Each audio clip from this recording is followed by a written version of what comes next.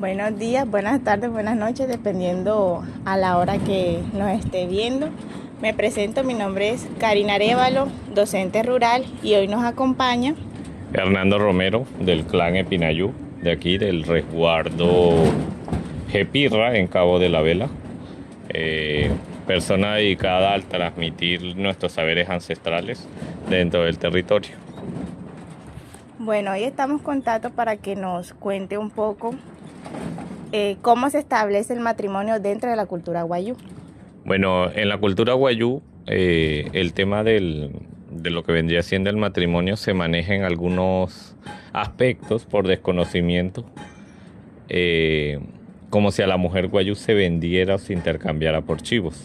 Pues hoy en este tipo de plática lo que vamos a hacer es salir un poco de ese contexto para entender el valor del pagná, que es la dote, y cómo representa directamente lo que vendría siendo los intereses de la familia en solicitud hacia la familia del novio para el pagná o dote, como ese reconocimiento que solicita hacia la sabiduría que adquiere la mujer guayú en su periodo de transición, o lo que vendría siendo la entrada con respeto que entrega el prometido a la familia de la muchacha, de la joven. Debes tener en cuenta también que para ese aspecto, en el matrimonio guayú se relacionan conciliaciones cuando son a puerta cerrada, conciliación a puerta abierta, el enamoramiento y la fuga. La conciliación a puerta cerrada son lo que conocemos o consideramos matrimonios por conveniencia. Dado a los estatus que maneje la cultura guayú o un grupo clanil en la cultura, pues permite de que llegue alguien interesado en tomar a cierta joven o mujer guayú como esposa, pero antes de entrar en consideración ciertos aspectos se debe tener en cuenta quién es ese muchacho y con su familia de dónde vienen, pues lo que se busca es un fortalecimiento del linaje y asimismo también como de esa parte clanil, pero en cooperación con el futuro esposo de la joven. A veces estas conciliaciones se dan cuando son muy pequeños y son los padres o familiares los que se encargan de hacer el proceso de conciliación.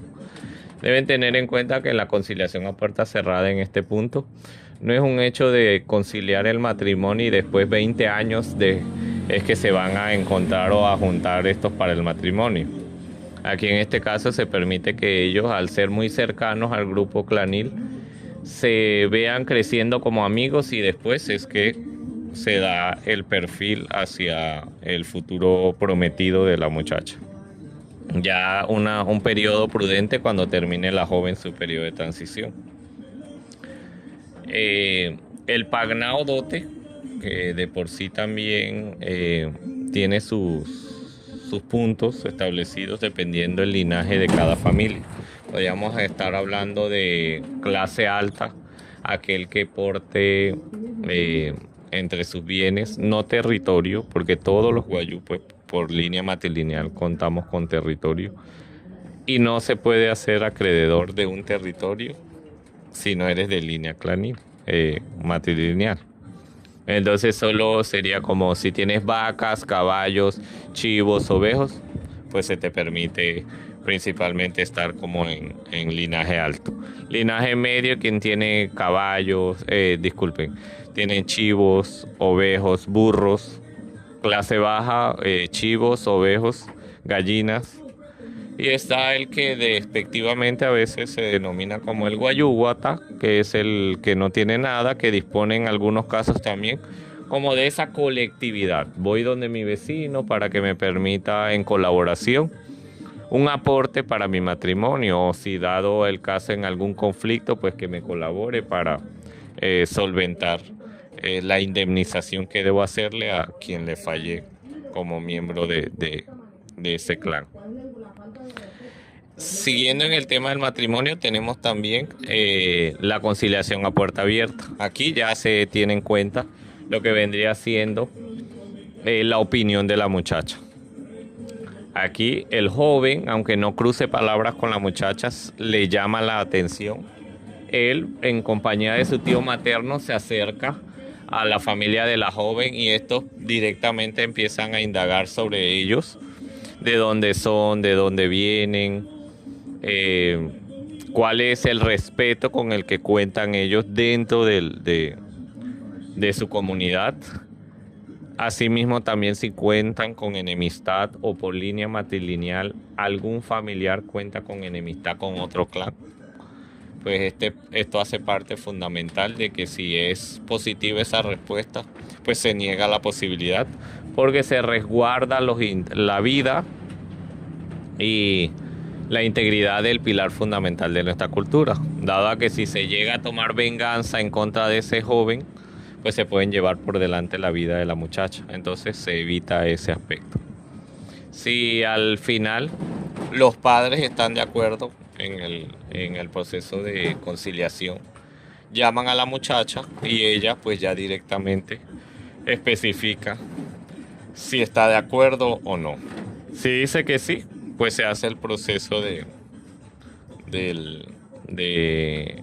acordar el monto del pagná, que siempre este pagná será un poco más de lo que el padre entregó por la madre de la muchacha. En ese punto también, si la joven dice que no, pues ya ellos respetan la decisión, porque es una conciliación a puerta abierta. Se tiene en cuenta la opinión y decisión de la muchacha con respecto hacia qué joven o qué persona tomará como esposo. Y el enamoramiento, que pasa muy similar a las conciliaciones a puerta abierta, solo que en este punto pues el joven ya va a la segura de que por lo menos tiene el sí de la muchacha. Lo que tiene que buscar es la aprobación de los padres de ella o los familiares. Que en ese punto deben tener en cuenta de que él, aunque vaya con su tío, se debe garantizar en un punto todos esos interrogantes que se dieron también en la conciliación a puerta abierta. Y aquí la joven, atendiendo a las pretensiones, cuando los padres deciden darle la oportunidad a ese joven de que haga parte de su clan, ahí directamente es que llaman a la muchacha y ella, pues como quien no lo conoce, pues lo acepta, dice como que bueno, yo me caso.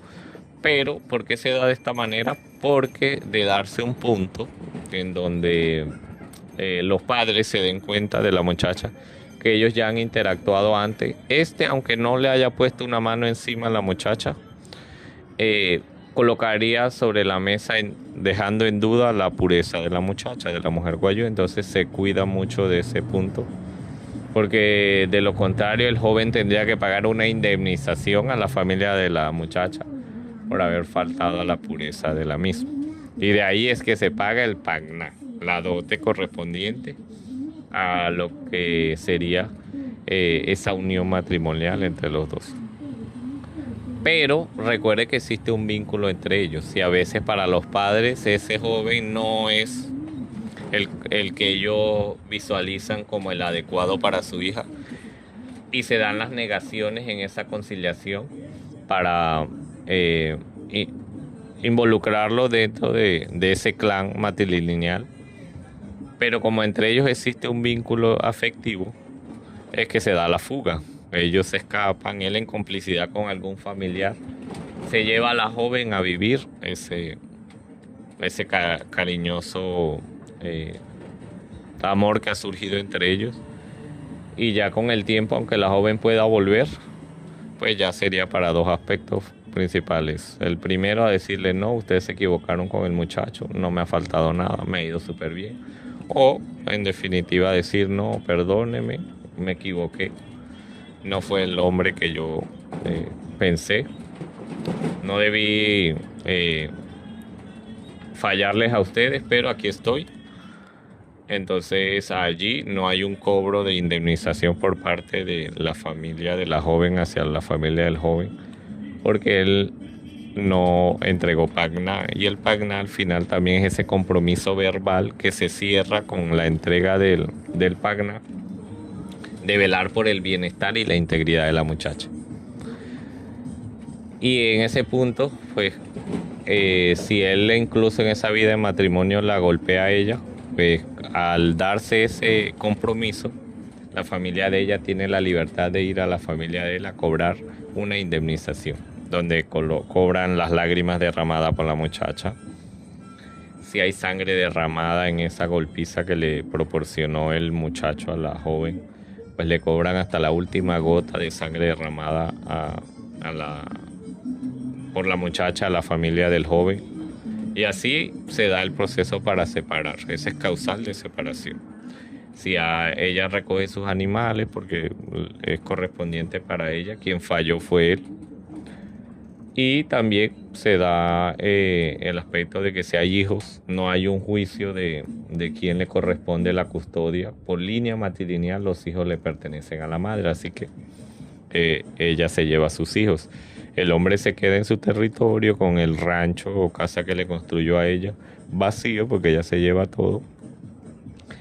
Ellos nuevamente pueden volverse a casar.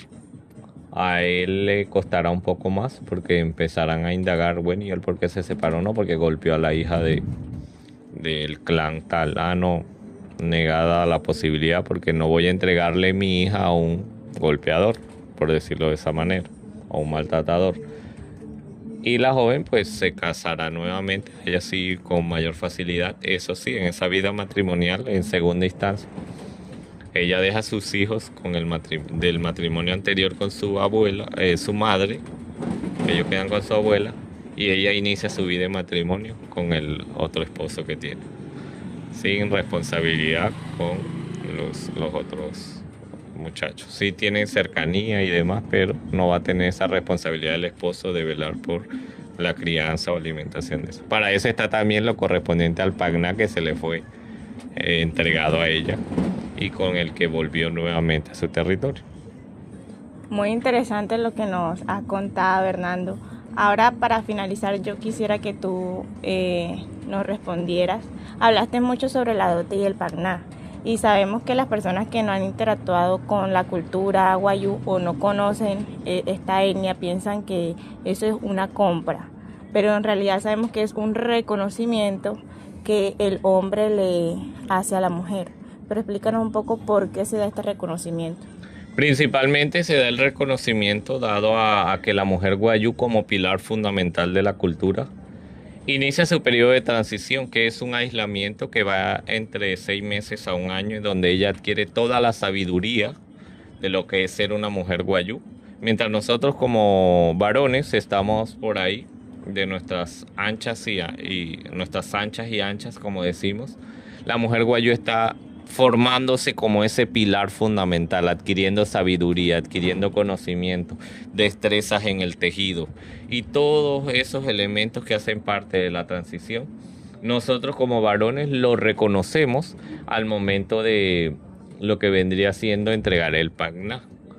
Por eso no es un periodo que establece de manera fija, ya sea 6 meses, un año, sino el periodo prudente que la madre y la abuela de la joven establecen para que ella se siente lista y preparada para ser presentada ante la sociedad.